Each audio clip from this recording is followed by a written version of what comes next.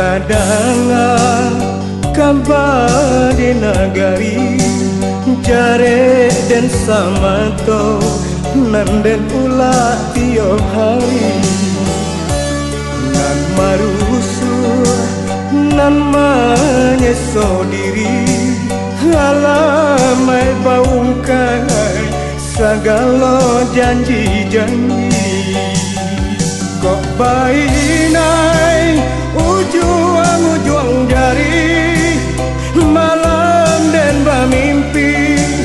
nak memasang cincin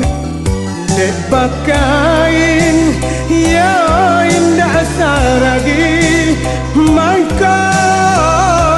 bapa yang hadiah jauh